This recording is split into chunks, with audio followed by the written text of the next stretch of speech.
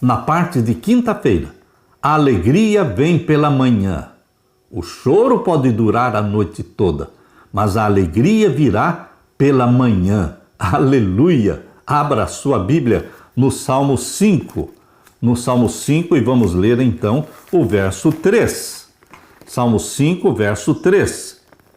Pela manhã ouvirás a minha voz, ó Senhor, pela manhã me apresentarei a ti e vigiarei.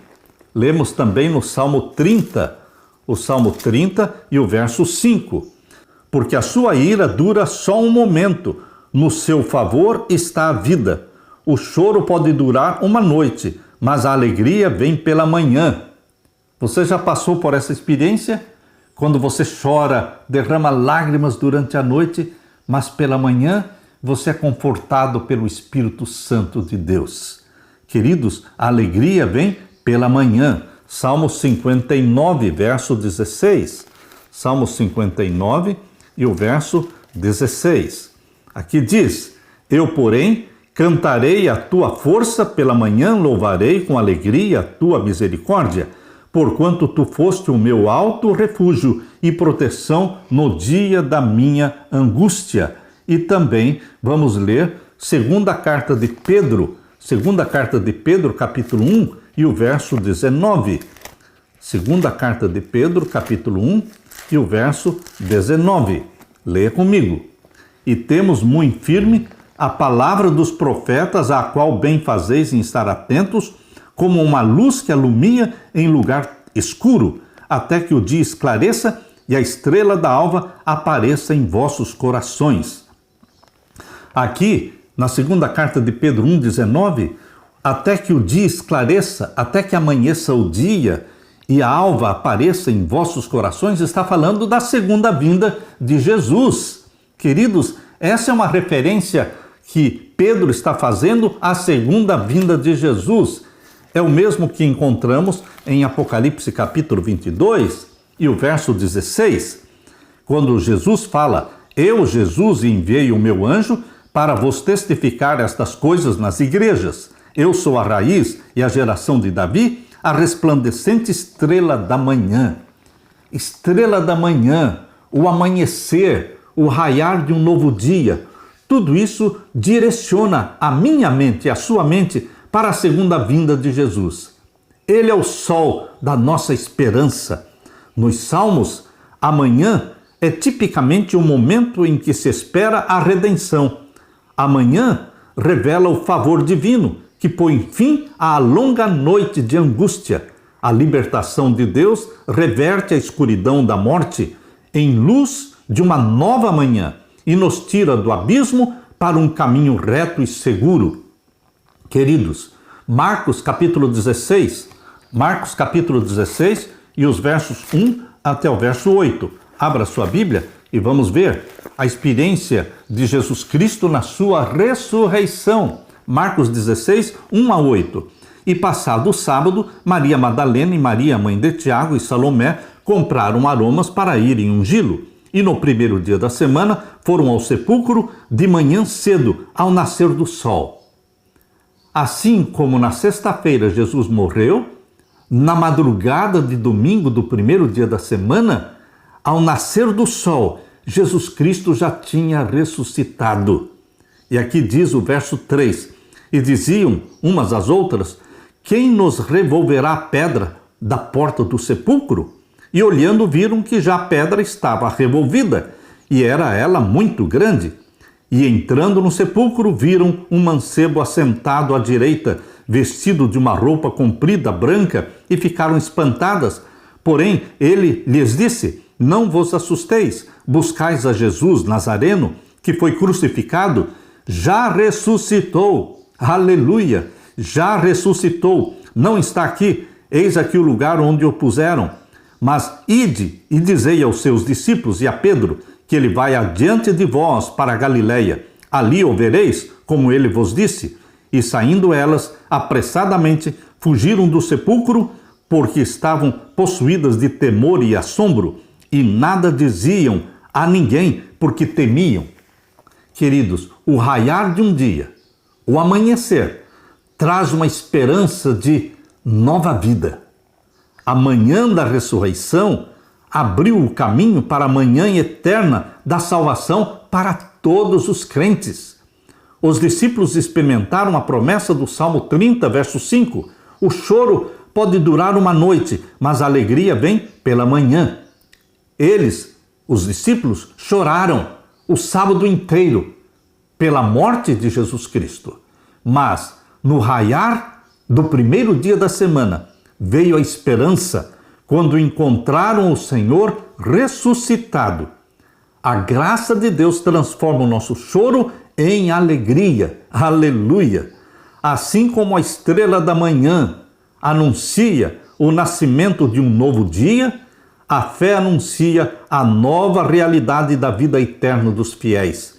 Jesus é chamado de a brilhante estrela da manhã, Apocalipse 22, 16, a qual aguardamos, pois ela estabelecerá o reino de Jesus, no qual não haverá mais noite, nem existirá o mal e nem a morte. Mais do que qualquer coisa, é isso que esperamos no Senhor Jesus, e certamente a espera valerá a pena. Sobre a tumba aberta de José, Cristo proclamou vitorioso: eu sou a ressurreição e a vida. Essas palavras só podiam ser pronunciadas pela divindade.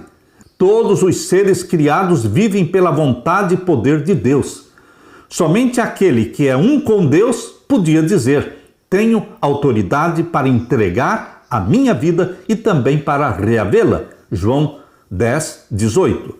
Cristo possuía o poder de quebrar as algemas da morte.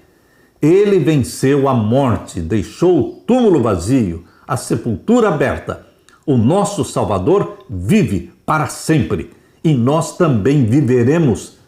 A morte foi gravada em nossas células no nascimento. Presta atenção. A morte foi gravada em nossas células já no nascimento.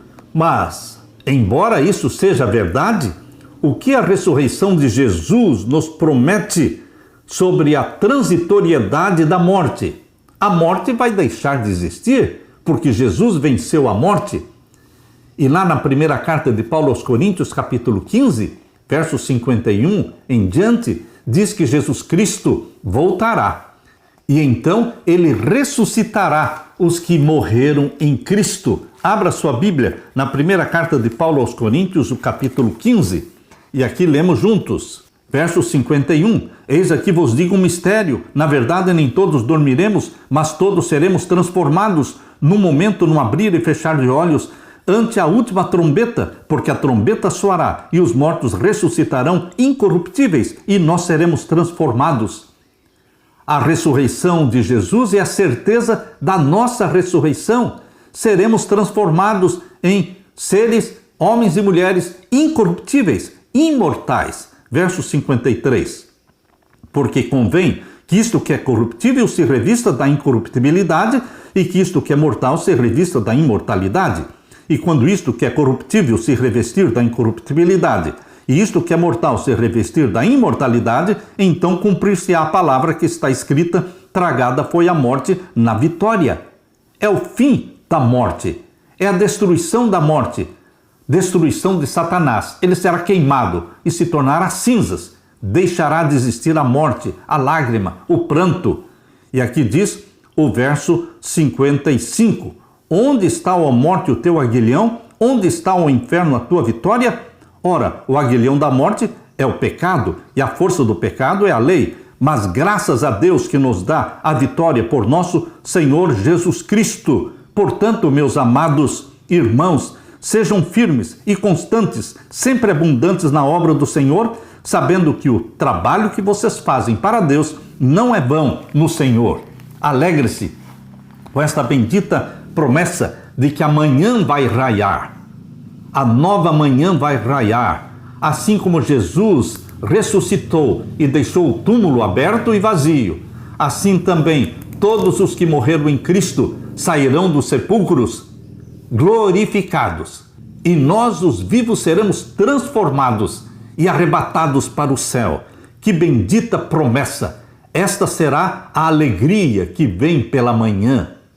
Esta alegria que vem pela manhã é uma referência à segunda vinda de Jesus em glória e majestade. Confiemos nesse Deus que vive para sempre. E porque Ele vive, nós também viveremos. Juntos vamos dizer: ora vem, Senhor Jesus. Apressa-te, Jesus, para vir nos buscar. Já é tempo de colocar um fim na história do pecado. É tempo do Senhor vir buscar aqueles que foram comprados pela prata das suas lágrimas e pelo ouro do seu sangue. Nós somos tua propriedade, Jesus. Volte logo nos buscar. Aleluia! Deixe-me orar com você. Pai querido que estás nos céus, obrigado pelo conforto das palavras escritas nos Salmos. Espera no Senhor, descanse no Senhor. Pai querido, dá-nos este descanso, que o Senhor nos tranquilize, que o Senhor nos ensine a confiar, a esperar com paciência, porque aquilo que há de vir, virá e não tardará. Bem-aventurado aquele que permanece firme, olhando para o céu, de onde virá o nosso socorro, o socorro bem presente na angústia.